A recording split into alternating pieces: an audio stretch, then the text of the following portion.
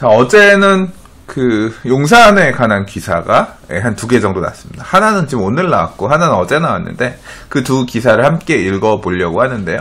최근에 용산 한강로 쪽 와보신 적 계세요? 한강로가 어딘지 아시나요?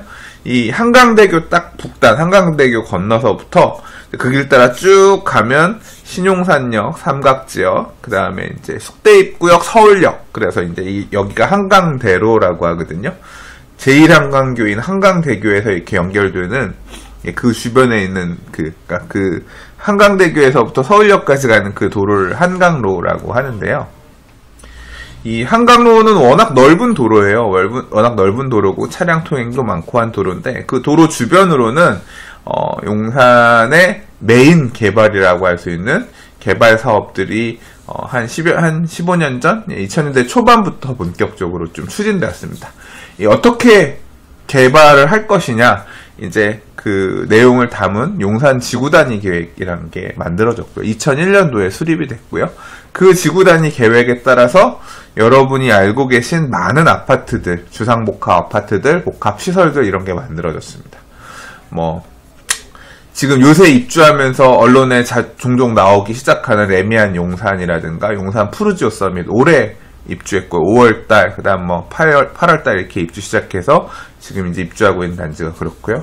그 맞은편에 보면 이제 좀 있으면 입주하는 이미 입주했나요? 제가 마지막 공사하는 것까지만 얼마 전에 봐서 그 태평양화학 사옥이 있었거든요. 그 자리를 이렇게 넓게 개발하는 태평양 신사옥, 아모레 신사옥, 그 건물, 현대건설에서 지은 아주 끝내주게 멋있는 건물이 있거든요. 거기도 있고, 이제 이런 데가 한강로 대로변의 도시환경 정비 사업구역들이거든요. 여러분들이 익히 들어보셨던 용산 시티파크나 용산 파크타워 같은 주상복합 아파트도 이 용산 부도심 지구단위 계획에 따라서 지어진 도시환경 정비 사업을 통해서 주상복합 아파트를 지은 사업장이고, 올해 분양했었던 용산 센트럴파크 해링턴 스퀘어 같은 경우도 같은 방식으로 사업해서 이제 짓는 아파트이고, 아스테리움 용산이라든가 이제 그 북쪽으로 올라가면 서울역 주변 같은 경우도 그런 도시환경 정비 사업, 지구단위 계획 수립해서 도시환경 정비 사업을 통해서 이제 지어진 아파트 중에 센트레빌 아스테리움 서울이라 그래서 이렇게 좀 나뭇잎 모양으로 되게 그럴싸하게 서울역 앞에 보면 건물 지어져 있는 데라든가 그 옆에 쌍용건설에서 지은 2동짜리 호텔 및 오피스텔에 들어가 있는 건물이라든가 이제 이런 데들이 다 이 한강로 대로변을 중점으로 해서 이렇게 용산 지구단위 계획이 수립되어 있고, 그거에 따라서 민간 사업자들, 땅을 개인들이 갖고 있거나 이제 이런 데들 같은 경우는 사업들이 착착착 진행되어 오는 중입니다. 그런데 이 중에서 가장 큰 굿즈라고 할 수 있는 게 뭐냐면, 굿즈란 표현 써도 되나요? 바로 이 용산 부도심 지구단위 계획에서 가장 큰 면적을 차지하면서 가장 힘을 주어 계획하고 있었던 게 지금 이제 이 기사에서 나오는 이 용산 국제업무지구 개발 사업이라고 하는 부지입니다. 제가 말씀드린 내용이 이제 지도상에서 보시면 여기고요.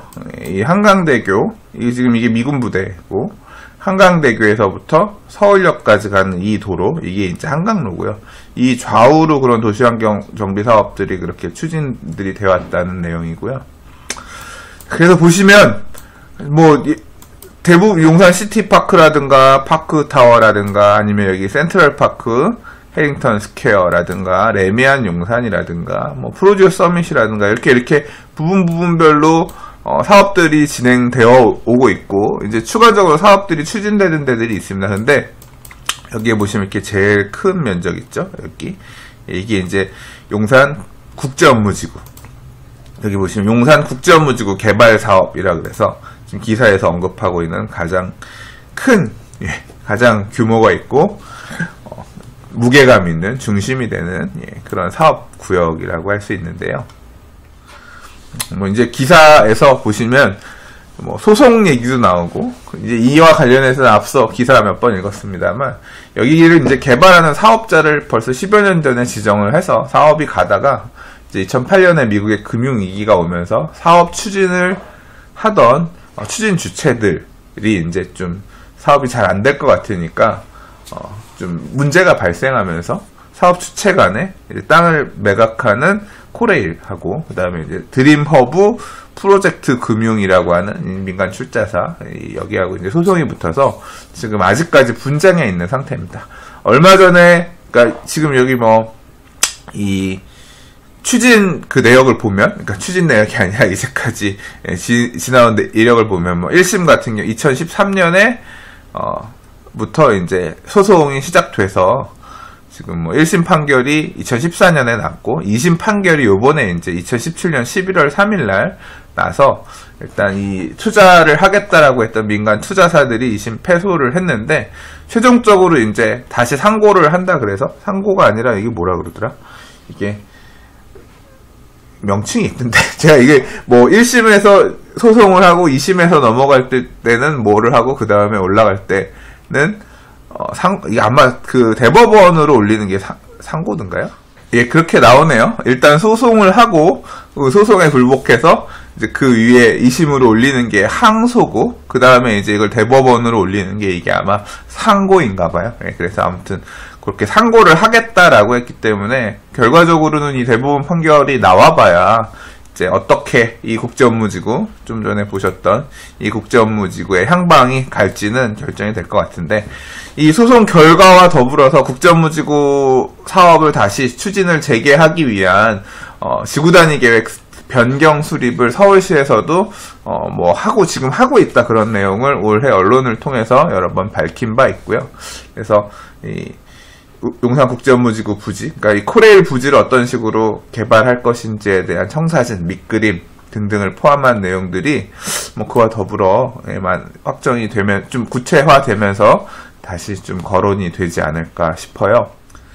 그래서 기사에서 보면 이렇습니다. 대략 용산 개발과 관련해서 민간 출자사들이 상고를 할 경우 빠르면 1년 이내에 최종 결정이 날 것이고, 그러니까 내년 이내에는 어떻게 되든 이렇게 되든 저렇게 되든 결론이 날 것 같다고 하고, 이제 서울시, 이 사업 인가를 해주는 인가권자가 아마 서울시장일 겁니다. 서울시 같은 경우도 소송이 마무리가 되면 광운대 역세권 개발과 유사한 방식으로 개발을 추진할 거다. 그래서 과거에는 이 아까 봤던 드림허브 프로젝트 금융 주식회사가 이 사업 시행 갖고 와서 전체적으로 사업을 추진했다고 하면, 이번에는 이제 그런 식이 아니라 광운대 역세권 개발하는 것과 유사한 방식으로 개발을 추진할 것으로 알려졌다고 하고요.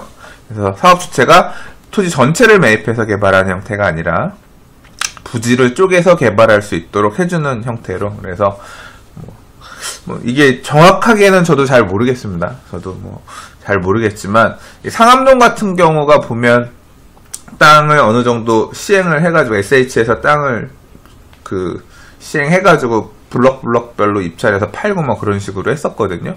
그런 식으로 할 건지, 아무튼 부지를 쪼개서 개발할 수 있도록 하는 도시개발 사업 방식을 한다 그랬으니까 그런 유사한 형태가 아닐까 싶습니다. 그래서 이제 이런 어떤 형태의 국제업무단지를 만들 것인지 밑그림도 되게 중요하고, 구상 단계에서부터 좀 이제 본격화 되겠구나. 용산의 이 청사진을 바라보고 진짜 오래전부터 투자해서 오랫동안 고생하고 계신 분들이 많이 계세요. 사실은 제 주변에도 많이 있죠. 많이 있는데, 좀 가시화돼서 마음고생 오랫동안 하셨던 부분들이 보상받으셨으면 하는 게 제 솔직한 마음입니다. 자, 그와 더불어서 이제 이거는 코레일 부지니까, 여기는 코레일 부지니까 이제 공공이 이렇게 많이 개입할 여지가 있는 부분인데, 물론 개발 사업이라고 하는 건 공공이 다 포함되는 거죠. 근데 이제 그 주변에 민간에 땅 갖고 있는 업체들, 기업들도 조금 움직이기 시작하나 본데, 아까 얘기한 아모레퍼시픽 신사업 공사가 끝났다라고 하는 데가 바로 이제 신용산역 앞에 있는 요 부지고요. 그리고 그 다음에 드래곤시티 호텔도 문을 열었다 그랬죠. 거기는 용산역 넘어서 예전에 관광터미널 부지 여기입니다. 여기 보시면 드래곤시티 호텔이라고 나와 있는, 여기가 이제 호텔. 밤에 보면 생각보다 이렇게 불이 많이 켜져 있지는 않던데, 저도 동네고 하니까 한번 좀 가서 묵어보고 싶은 마음은 있는데 언제 한번 가봐야죠.